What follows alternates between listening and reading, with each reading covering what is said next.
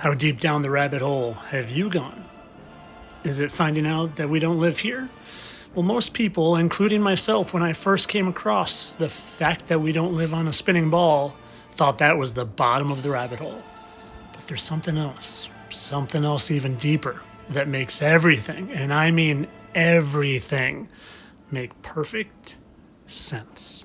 You see, once you start paying attention, even a little bit, it's very clear to see that Satan's running this realm right now. I mean, all you got to do is look at the 666 in all the logos. I mean, they're hidden everywhere. And if it's not that, there's a little serpent tongue or a snake tongue or something satanic.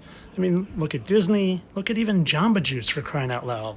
Google Chrome and CERN, it's everywhere. Look at the music industry and all their shout at the devil and dressing like the devil and the one eye and literally star of Satan. Look at NASA and all their 666 and all the heliocentric model, literally from the literal sun supposedly traveling at 66,600 miles per hour. And now they changed that because so many people were figuring it out to, it just says 67,000 miles if you look it up, to the curve rate being 0.666 feet per mile squared, to even the Earth's tilt is 66.6 degrees. I mean, it doesn't take a rocket scientist, which apparently isn't as smart as we all thought, to figure out something fishy is going on. Even NASA in Gematria comes out to 666. And there's literally a 300-foot statue of Lucifer in New York City. And if you've never seen this, trust me, that's Lucifer. Just go compare it to this actual statue of Lucifer, and the similarities are undeniable, from a 7-point crown to a torch to even a chain on the Statue of Liberty's foot that's broken, by the way, and we're going to get to that in a second, to an apple. Trust me, the Statue of Liberty is Lucifer. Which brings me to the bottom of the rabbit hole, where Lucifer crawled out of his bottomless pit, which is explained in the Bible. And a lot of people don't know that because they're sitting around waiting for Jesus to come back. But maybe, just maybe, he's already come back and we're living in a time past his millennial reign. And Satan has been loosed to deceive the nations for a while. Well, what am I talking about? Literally, Revelation of the Bible, 20, verse 7, talks about when the 1,000 years has expired, Satan will be loosed to deceive the nations for a little while. Maybe, just maybe, if everything else is a lie, then maybe our timeline is a lie. And maybe Jesus has already come back. And maybe that temple was destroyed in 70 AD. And maybe the fact that they're building a third one is just a bunch of malarkey so they can get the people who are waiting for Jesus to come back to think that he's still waiting to come back. Jesus said it himself, described many times in the Gospels, when he said, I tell you, some of you standing here today will not taste death before you see the Son of Man coming in his kingdom. So are we to believe that Jesus said that and then made people wait 2,000 years for his return? Are we to see architecture that just doesn't make sense for the time frame and the history that they tell us about, from horses and wagons and chisels to being able to create these magnificent structures all throughout the United States, and not just the United States, but the entire world, all matching up, seeming like there was some sort of hidden technology, hidden civilization, hidden advanced civilization to be able to do these things that they tell us that our uncivilized, untechnical ancestors just literally just chiseled. And then when you look at the time frames and see it was like done in a year or two, it doesn't make sense. They're clearly hiding something. And when you're Satan and you're let loose to deceive the nations for a little while, and you know there's no possible way to cover up the fact that Jesus existed, it's just too impossible, what do? You change the timeline. You make people think that he hasn't been here yet.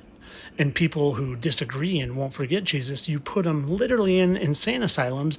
And then what do you have? You have orphan trains. And if you haven't gone down that rabbit hole of the orphan trains and the asylums, I encourage you to do that, because if you're not understanding what I'm saying, it'll make more sense. But the bottom line is the amount of people put into insane asylums in the 1800s strangely matches up to the amount of kids that were on orphan trains because their parents were locked up for continuing to believe in Jesus and refused to deny him. Oh, and remember this picture of the pit that I talked about and Satan coming out of?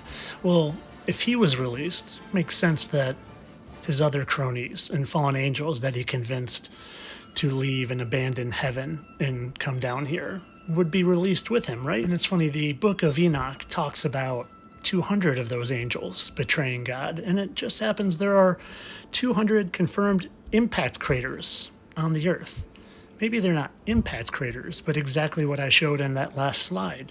Maybe they're signs of the angels being released from the bottomless pit, because impact craters, I don't know about you, but they wouldn't come straight down. That looks more of remnants of geysers or something coming out from inside the earth, and this one just happens to be called the gates to hell, and yes, it's lit on fire 100% of the time. Oh, and speaking of craters, you know what happens when you go to 666 United Nations Plaza?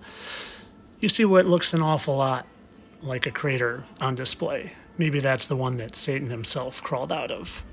And some of you might be sitting here saying, there's no way they could hide that from us. We would know.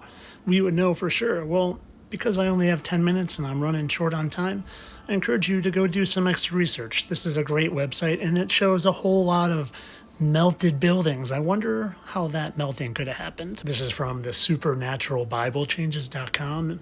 And there's a whole lot of other spots, but I'm limited on time, and what I want to do is show you what's coming and what's the point of all of this, in my opinion, of course. You see, I don't know if you've noticed, but I sure have, a very large, and I mean very large scale, alien, UFO, giant mothership agenda that they've been putting forth, not just recently, but for decades. And you see, getting back to this Revelation verse, it talks about how Satan, he's going to gather his armies to battle and go against the camp of the saints. So he's literally going to gather armies of the world to go against the camp of the saints. And you know what I just couldn't help but notice? Sometimes looks like it could be a mothership.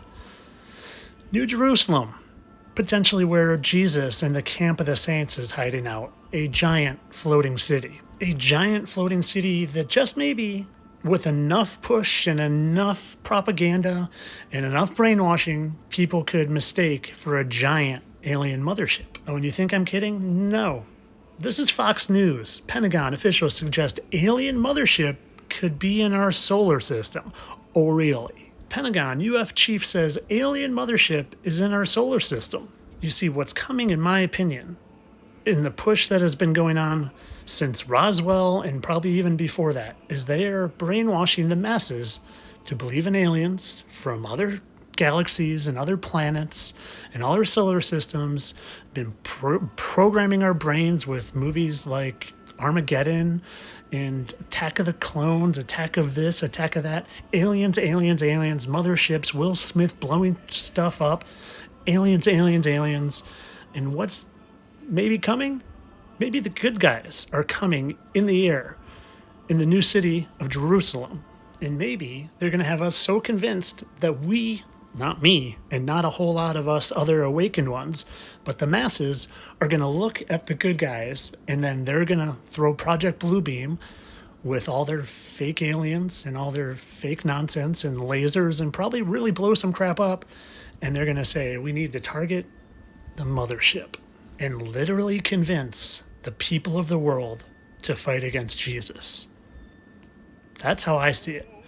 And maybe we're here right now as a last test to see if we can avoid and fight against the evil of the world and choose God and choose good and choose Jesus. And for my last personal touch on this, well, do you know that the original Statue of Liberty face looked exactly like Elvis, aka Lucifer? And if you've seen my videos, you know who I say Elvis became after he faked his death, right?